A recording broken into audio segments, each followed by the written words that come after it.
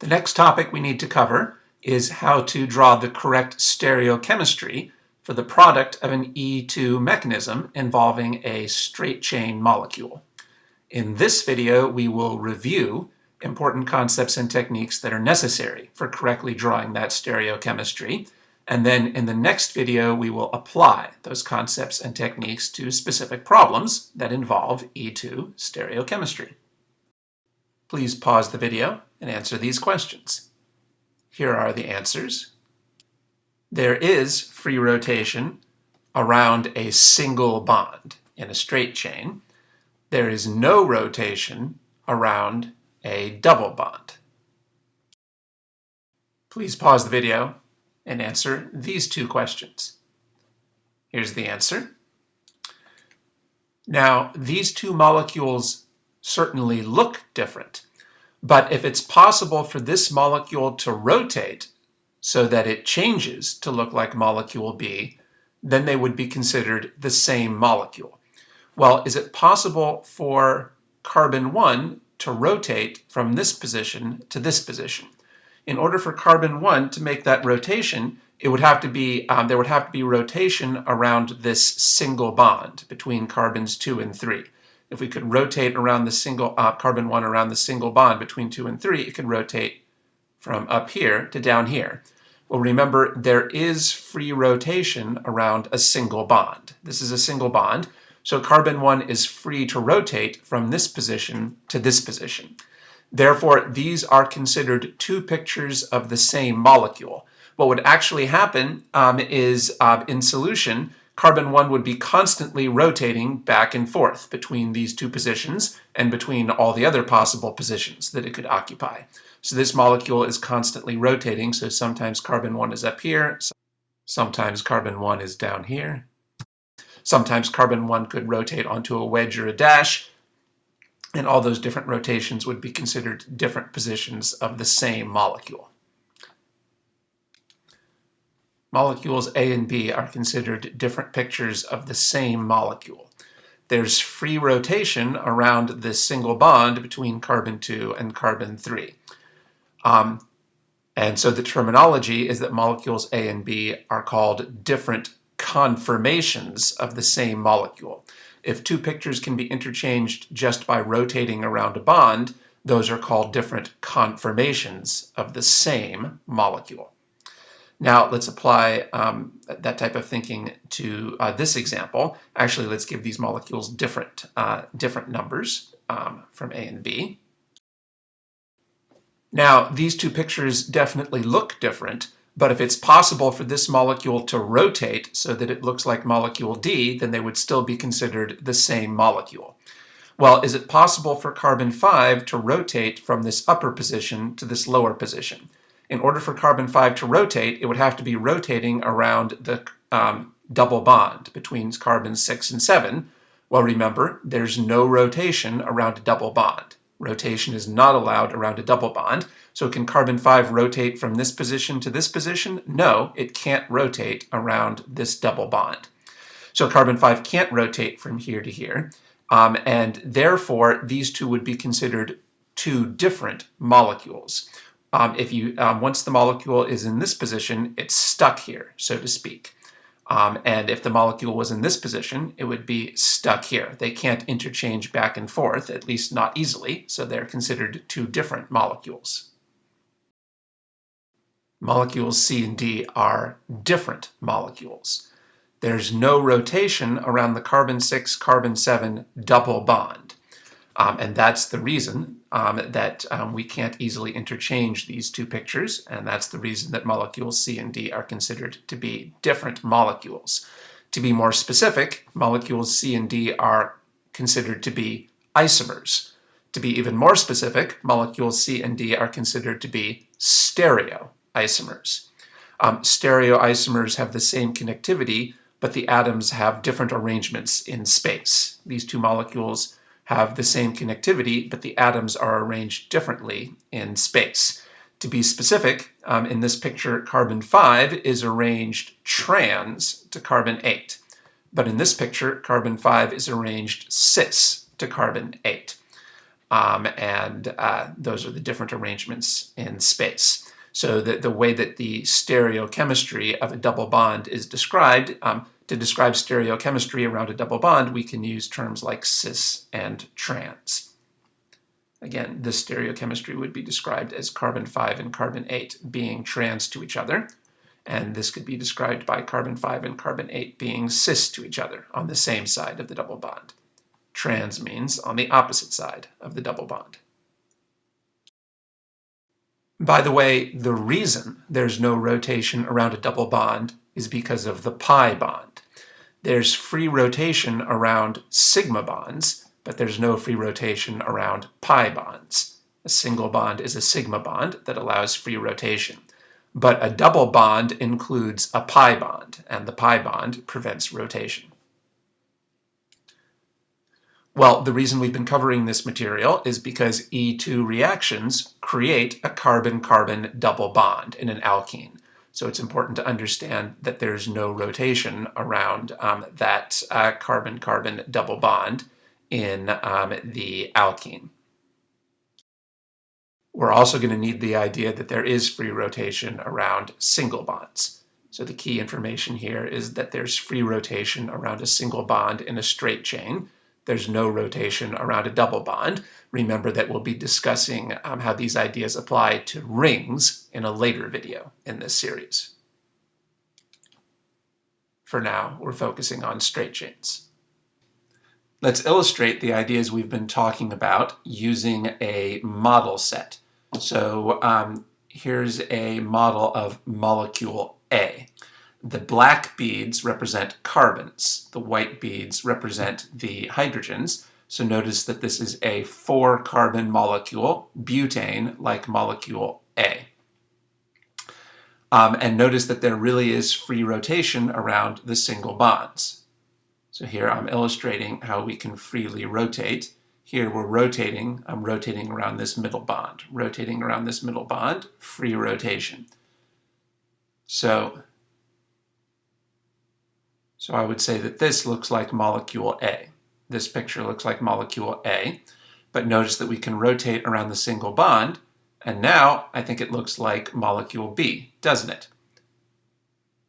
With this rotation, it looks like molecule A, and with this rotation, it looks like molecule B. So that illustrates that molecules A and B really are two different conformations of the same molecule. Now here's a model that has a double bond. Notice this double bond that I've created in the middle between the two carbons. So this picture looks like molecule C. This picture looks like molecule C. Now in order to make this look like molecule D, I would have to take this group and rotate it down to this position. But notice that a convenient feature of this of model sets is that double bonds prevent free rotation just like they would in a real molecule. In the model set, the double bond prevents free rotation, and that reflects what would happen in a real molecule. So notice that there's no way to rotate this group down.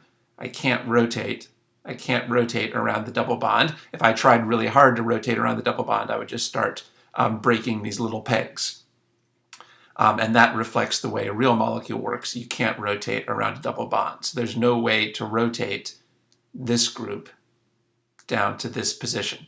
So that shows that molecule C really is a different molecule from molecule D. If I want to make this look like molecule D, I actually have to break the bonds. I actually have to break the bonds and insert the pegs into different holes.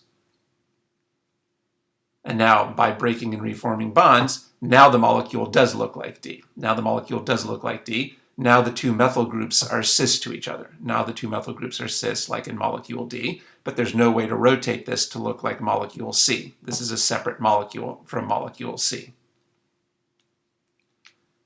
By breaking the bonds, I can make a new molecule.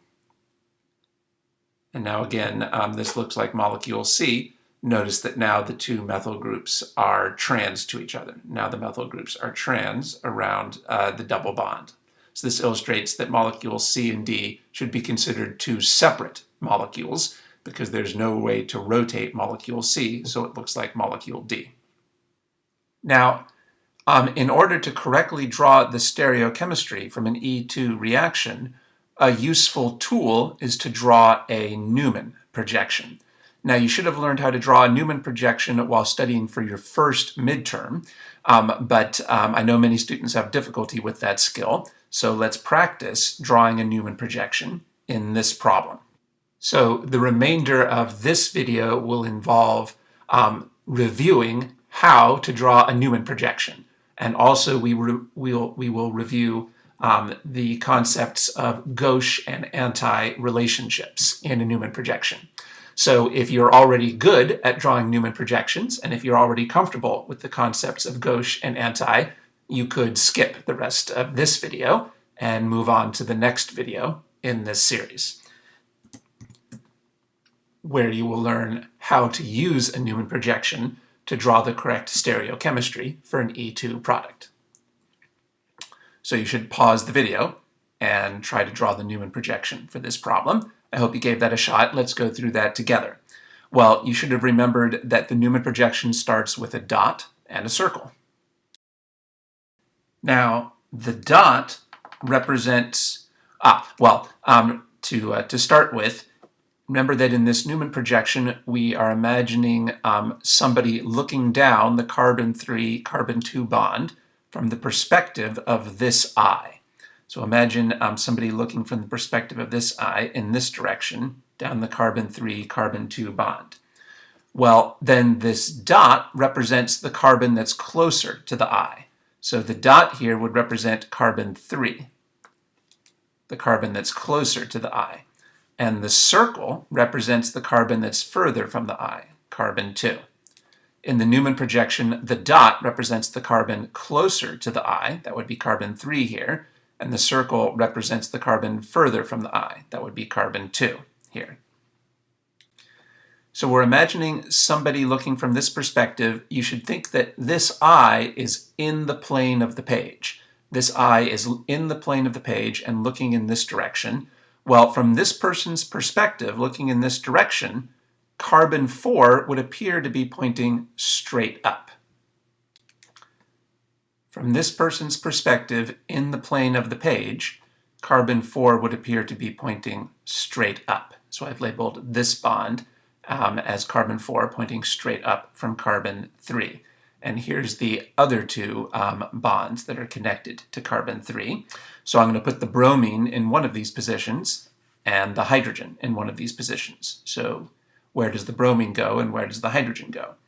Well, in this picture, the bromine is on a wedge, which means that it's in front of the page. Well, the region in front of the page is to this person's left. This person's eye is in the plane of the page, so the region in front of the page is to this person's left. So this person would see the bromine pointing down and to the left. The hydrogen is on a dash, which means it's behind the page. Well, from this person's perspective, in the plane of the page, the region behind the page would be to this person's right. So this person looking in the plane of the page would see the hydrogen pointing down and to the right. So in the Newman projection view, the hydrogen is pointing down and to the right. Somebody with their eye in the plane of the page, looking down the 3-2 bond in this direction, would see carbon-4 pointing straight up, the bromine pointing down and to the left, and the hydrogen pointing down and to the right. So in the Newman projection, carbon-4 is pointing straight up, the bromine is pointing down and to the left, and the hydrogen is pointing down and to the right. Well, now I want to use this model set to illustrate how to go from the bond line notation to the Newman projection. Here is a model of half of the molecule. Here, this will be carbon-3. I'm going to leave out carbon-2 to avoid clutter. So carbon-2 would go in this position, but I'm leaving out carbon-2 to avoid clutter. The black beads represent carbons, the white beads represent hydrogens, the green bead is the bromine. So this black bead represents carbon 3, and here we have this methyl group over here is methyl group for carbon 4 in the plane of the page.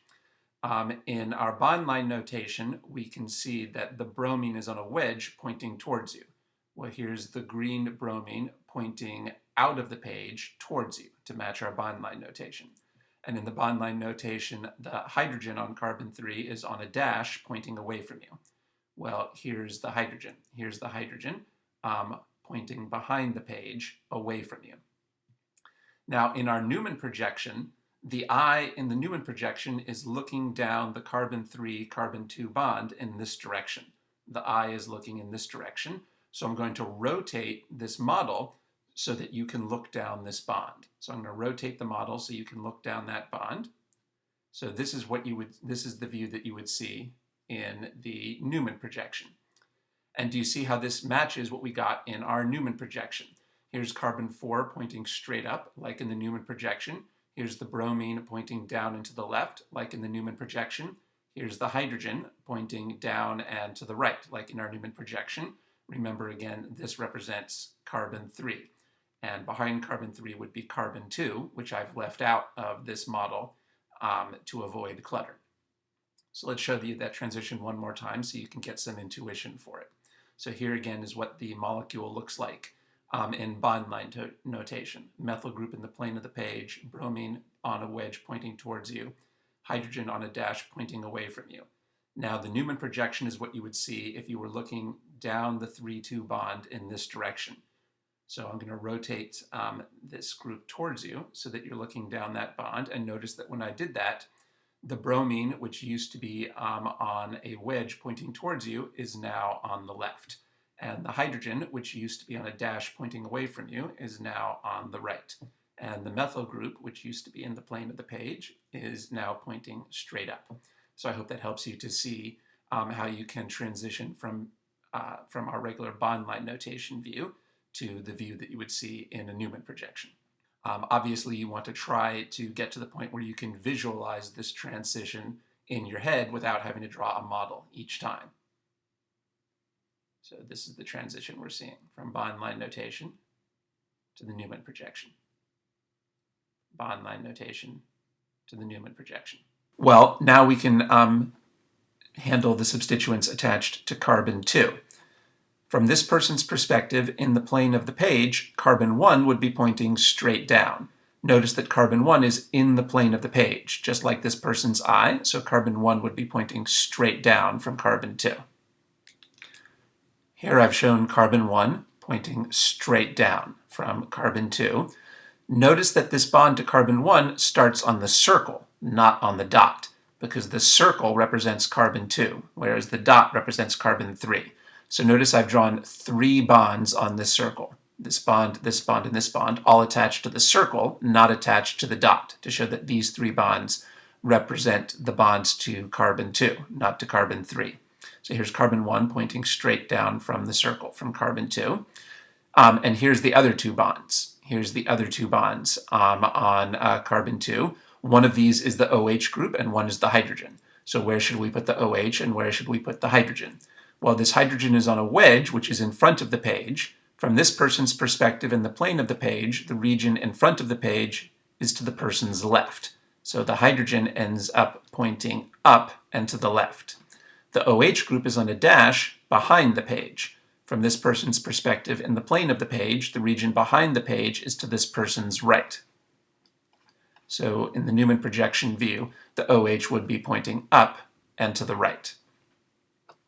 From this person's perspective in the plane of the page, this person would see carbon 1 pointing straight down, the hydrogen pointing up and left, and the OH pointing up and right.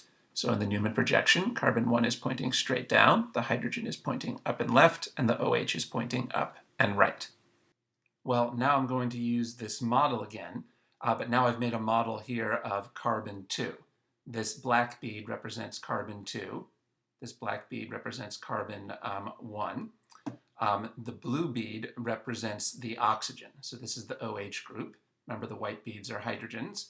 and this position would be carbon 3. This position would be carbon 3, but to avoid clutter, I've left out the bead for carbon 3. I'm just showing half the molecule here to avoid clutter. So I'm trying to hold the model in the same position as in the bond line notation. So in the bond line notation, here would be carbon 2. Here's carbon 1 in the plane of the page. In the bond line notation, the hydrogen is on a wedge pointing towards you. Here's the hydrogen on the wedge pointing towards you, and the OH group is on the dash pointing away from you. Here's the OH group on the dash pointing away from you. Now remember that in the Newman projection, we're imagining the eye looking down the carbon 3-2 bond in this direction. The eye is looking in this direction, down the carbon 3, carbon 2 bond. So now let's rotate the picture so I can show you what you would see if you were looking from this direction. So I'll rotate the picture. So here's what you can see if you were looking from that direction. And you can see, I think, that this matches our Newman projection. Notice that in the Newman projection, carbon 1 is pointing straight down, as you can see in this view.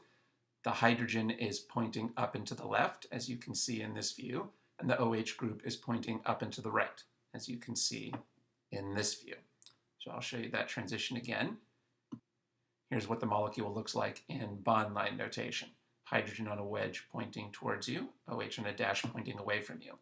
So again, the hydrogen is on a wedge pointing towards you in front of the page. The hydrogen is in front of the page so that if you look from this direction, the hydrogen is pointing up and to the left. Bond line notation, the OH group is on a dash pointing behind the page.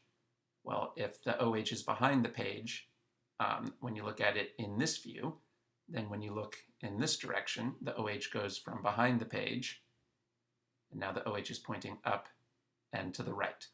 So you can see, I think, how we got from our bond line notation to our Newman projection. Here's the model of the entire molecule. Carbon 4, carbon 3, carbon 2, and carbon 1 in the plane of the page. The bromine on the wedge pointing towards you. Here's a hydrogen back here pointing away from you. Here's a hydrogen on a wedge pointing towards you, and the OH group on the dash pointing away from you. So that's the bond line notation view of the whole molecule. Here's the bond line notation view. In the Newman projection, you would be looking down the 3-2 bond from this direction. So I'll rotate the molecule so that you're looking down that bond. And notice that when I do that, it matches the Newman projection. So going counterclockwise around the Newman projection, methyl group 1 pointing straight down, the hydrogen on carbon 3, OH group, and here's methyl group 4. Here is the hydrogen on carbon 2. Here's the bromine. And then going back to where we started, here is methyl group 1.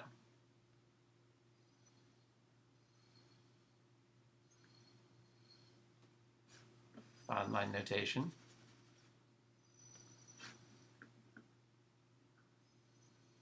Newman projection.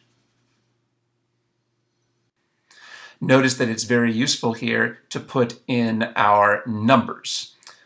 Very important to number both pictures, both the bond line notation and the Newman projection. And that includes, and we want to number all the carbons, especially including our dot and our circle, so that we keep in mind what the dot represents and what the circle represents. Make sure that you are careful about which bonds extend from the dot and which bonds extend from the circle. In this problem, the eye was drawn for you. But when you draw a Newman projection on your own, you have to draw the eye yourself. So I really encourage you to always draw the eye when you're drawing a Newman projection. Always draw the eye to make clearer to yourself what the perspective is that you're trying to represent in your Newman projection. Now you should have learned that there's various relationships that we can describe in this Newman projection. For example, we would say that this hydrogen and this bromine are gauche. We would say that this bromine is gauche to this hydrogen. That means that they're close to each other in the Newman projection. Relatively close. We would also say that this bromine is gauche to carbon 1. We would say this bromine is gauche to carbon 1 because they're relatively close to each other in this Newman projection. And we would say that the bromine and the OH group are anti to each other. We would say the bromine and this OH group are anti to each other because, I hope that's clear, they're pointing in opposite directions in the Newman projection. These are pointing in opposite directions, so they're anti. By the same token, we could say that these two hydrogens are anti. We could also say those two hydrogens are anti because they're pointing opposite to each other. We could say these two groups are anti because they're pointing opposite to each other. We could say these two groups are gauche because they're close to each other. So there's many different relationships that we could describe in this picture. What is the purpose of a Newman projection? Well, remember that there is free rotation around this single bond. There's free rotation around this single bond. The Newman projection gives us a picture where it's very easy to visualize rotating around the single bond. The purpose of the Newman projection is to make it easier to visualize rotating around the single bond between carbon 3 and carbon 2. For example, in this picture, the bromine is gauche to the hydrogen. But suppose we want to rotate so that the bromine and this hydrogen are anti to each other. Well, the Newman projection makes it very easy to do that. In fact, let's do that right now. In fact, why don't you try this on your own? Pause the video and try this problem. Try to rotate carbon 3 so that the bromine is anti to the hydrogen rather than gauche. I hope you gave that a shot. Well, in this picture, the bromine is gauche to this hydrogen, and I want to rotate this bromine so it's anti to the hydrogen. So the way to do that is to rotate the bromine from this position to this position. I want to rotate the bromine from here to here so that it's anti to this hydrogen. So we could say that we're going to need to rotate this bromine 2 positions counterclockwise. I'm going to rotate this bromine 2 positions counterclockwise. I'm going to rotate the bromine from here to here. And when I do that, now the bromine is oriented anti to this hydrogen.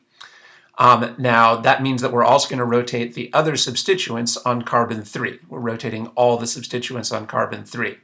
This hydrogen used to be in this position, but now it's going to be rotated 2 positions counterclockwise up to this position.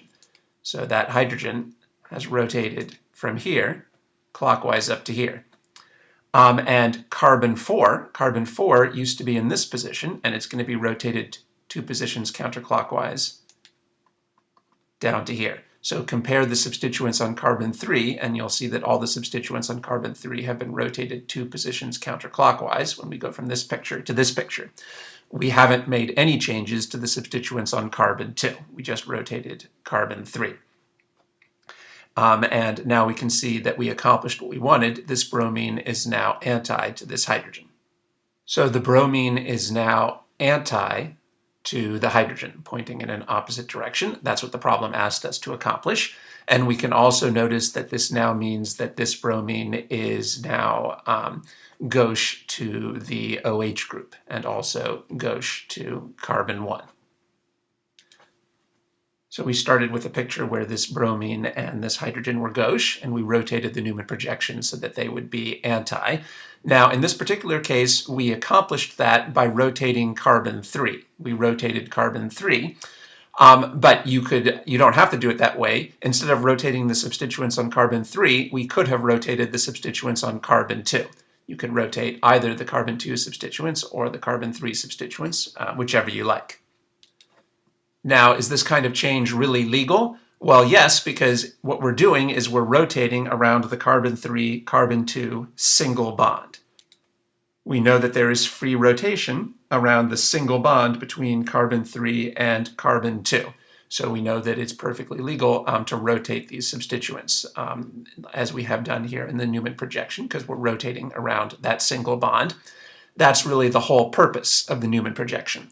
The whole purpose of the Newman projection is to make it easier to visualize gauche and anti-relationships, and also, especially, to make it easier to visualize what happens when you rotate a molecule around a single bond. You don't have to use a Newman projection to deal with these concepts. If you preferred, you could identify gauche and anti-relationships in the bond line notation. And if you preferred, you could rotate the molecule around the single bond simply using bond line notation. That's okay if that works for you, but my experience is that most students find it much easier to work with gauche and anti and rotations when they're working with Newman projections rather than with the bond line notation.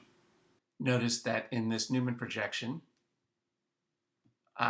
this bromine is anti to this OH group. The bromine is anti to this OH group. Bromine anti to this OH group. But I can easily rotate the bromine so that it's anti, and you can see that this bromine is gauche to this hydrogen. This bromine is gauche to this hydrogen. But I can rotate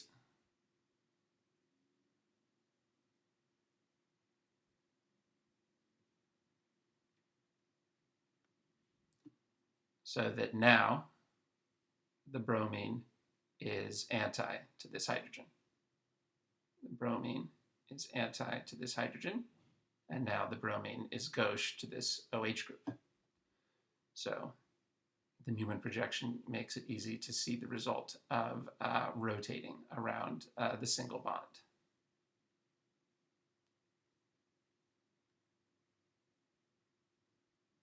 In the next video in this series, we will learn how to use a Newman projection to correctly draw the stereochemistry of an E2 product for a straight chain molecule.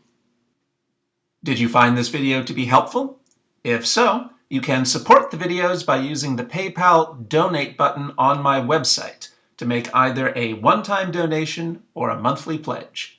You can visit my website by clicking the link on the screen or by using the link in the video description box. Thank you.